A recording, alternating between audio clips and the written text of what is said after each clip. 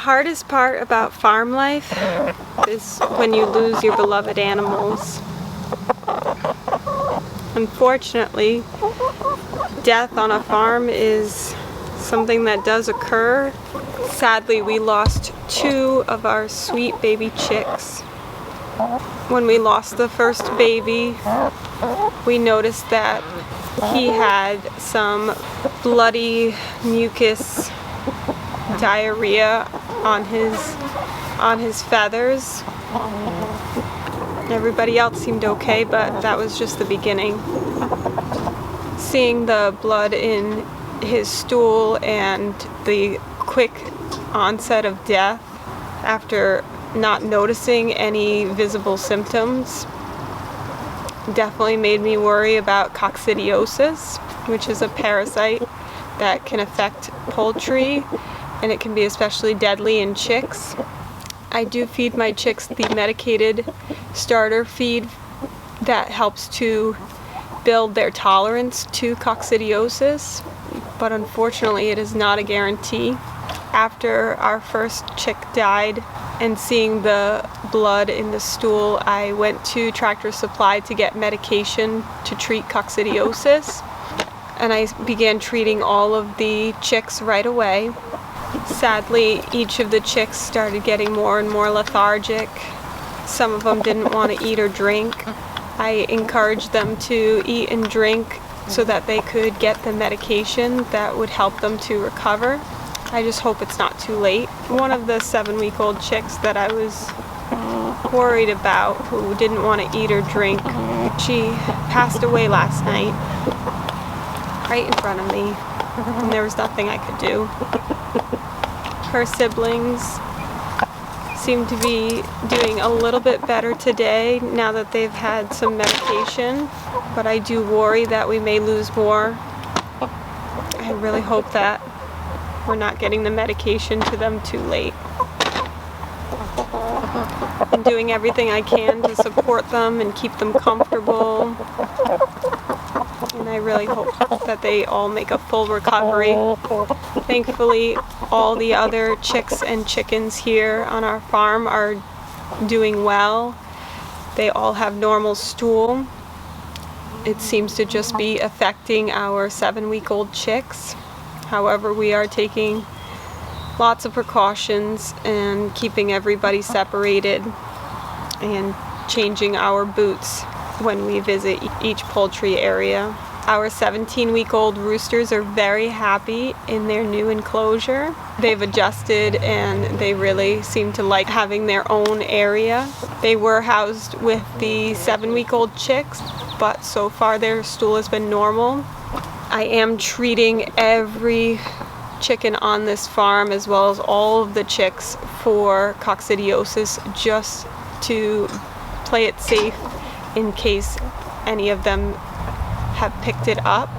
Hopefully by giving the treatment as a preventative for the rest of the poultry on this farm, I'm really hoping that it keeps everybody from getting sick. It's absolutely heartbreaking to watch these chicks feeling so lethargic. There are many joys that come with having your own farm and raising animals, the sweet little babies, watching them hatch and be born. That is the sweet, wonderful part of farm life. The other part is when you lose those sweet babies. I'm so thankful that the rest of the flock is healthy, as well as the 3-week-old incubator chicks and the 17-week-old roosters. It's been a busy week this week with taking care of our sick baby chicks and cleaning everything, disinfecting the coop, and making sure that all the feed dishes and everything they came in contact with is disinfected, in the hopes of decreasing the coccidiosis population. We're just going to do everything we can to make the environment as safe as possible for these chicks moving forward. While my heart is breaking for our baby chicks, I'm trying to feel the joy of what's to come. Fancy Nancy has shown signs of preparing to give birth today. So we have been monitoring her for the last 2 days. I haven't gotten much sleep. I've been getting up 4 times a night to check on the goat cam to make sure she's doing okay and not in labor. She is now 2 days past her due date. I'm hoping that the baby goats will come this evening. We've been doing lots of checks throughout the day on Fancy Nancy, just making sure that she's doing okay. Fern is being a wonderful mother to her 3 beautiful baby chicks. They're so sweet and so tiny. She's been teaching them how to eat their food, drink water. She tucks them underneath her when they get chilly. I'm so impressed with her and how well she's doing. She's a good mama chicken.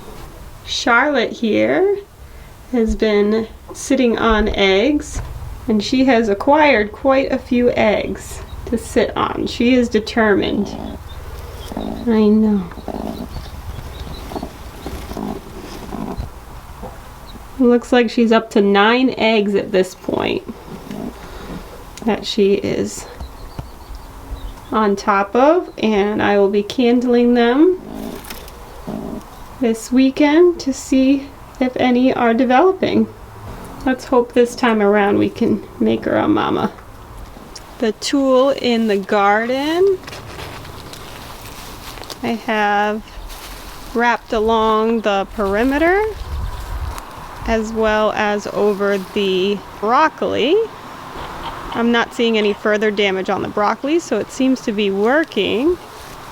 We've got a zucchini growing here, as well as a zucchini way down inside of the raised bed over here. It's really hard to see because all of this cantaloupe and the zucchini plant are really taking off.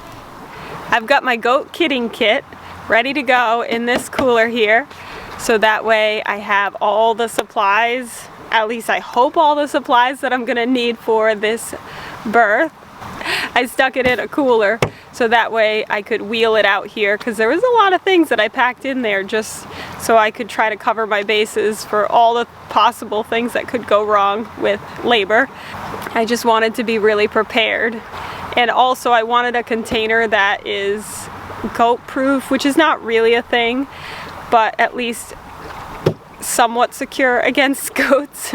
But I do have it outside of the goat pen so that they can't mess with it until I'm ready to bring that in for the most exciting part, the birth. I'll be sure to make a video of all the items that I have in the goat kidding kit, as well as let you know what I actually ended up using during her labor. I really hope I don't have to use these shoulder length gloves. I really hope it doesn't come to that.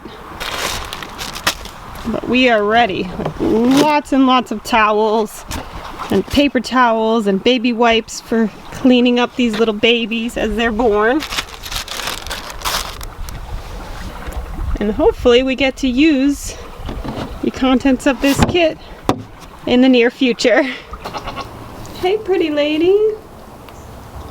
How are you feeling? You ready to have some babies? There's my little camera right there. That's how I've been keeping an eye on her at night while she's sleeping.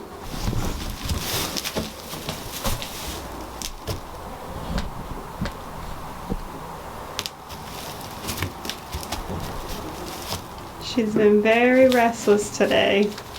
We're going to try to keep these two together during labor and delivery, but if Amelia Bedelia gets too protective of Fancy Nancy, we'll have to separate her out. But these two are usually inseparable, so we're going to try to keep them together. I'm going to do my best to film the birth of Fancy Nancy's beautiful babies, so that way I can hopefully share that with you. It is 3 o'clock on Friday, July 15th.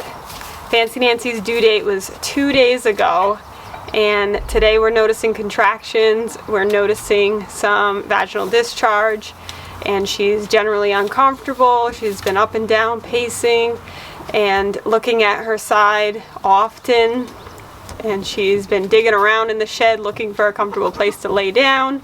So I'm thinking it's going to be soon that she is going to have her kids, or at least I'm hoping. Be sure to check back next Friday for updates on Fancy Nancy, how her kidding went, and hopefully to see videos of the little baby goats, and also to see how the baby chicks are doing with their coccidiosis. If you'd like to see more videos, we have lots of videos on goats and chickens and gardening. You can check out our goat care playlist, our chicken care playlist, our chick care playlist. And if you haven't started your farm yet, what are you waiting for? Get your farm on. 1, 2, 1, 2, 3, 4. Do you want a farm? A wicked awesome farm? Watch this channel to learn what to do. We love to farm and we'll show you. Yeah, welcome to our show.